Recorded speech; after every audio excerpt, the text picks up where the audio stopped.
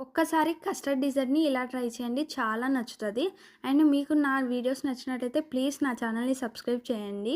And like చేసి comment చేయడం మర్చిపోకండి. Thank you. అండ్ ప్రాసెస్‌లోకి వెళ్ళిపోతే ఫస్ట్ బాండీ పెట్టుకొని మనకు కావాల్సినన్ని మిల్క్ ఏసేసుకోవాలి దాంట్లో. అలాగే ఒకేసారి మిల్క్ ఏసేసిన తర్వాత పక్కన కొన్ని పాలు తీసుకొని దానిలో కస్టర్డ్ పౌడర్ మిక్స్ చేయాలి ఉండలు లేకుండా.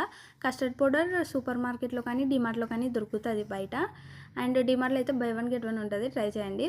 అండ్ అలాగే ఒకేసారి పక్కనే చిన్న బాండీలో నేను సేమియా వేసేసుకుంటున్నాను. నేను కొంచెమే తీసుకుంటున్న క్వాంటిటీ కాబట్టి కొన్నే ఏసుకున్నాను.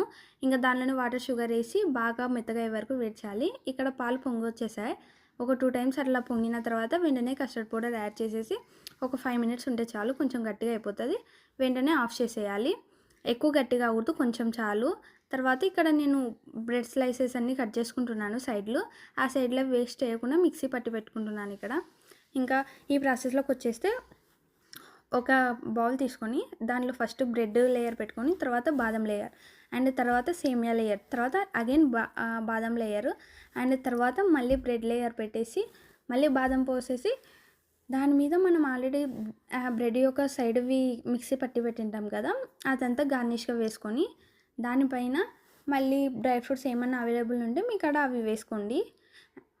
నేను ఇక్కడ నా దగ్గర ఉంది జస్ట్ బాదం ఉంది, అదొకటి వేసేసాను. చూడండి అవుట్‌పుట్ ఇలా ఉంటది. అక్కడక్కడ సేమియా తగులుతుంటే చాలా అంటే చాలా టేస్టీగా ఉంటది. ఒక్కసారి ట్రై చేసి కామెంట్ చేయండి. Thank you.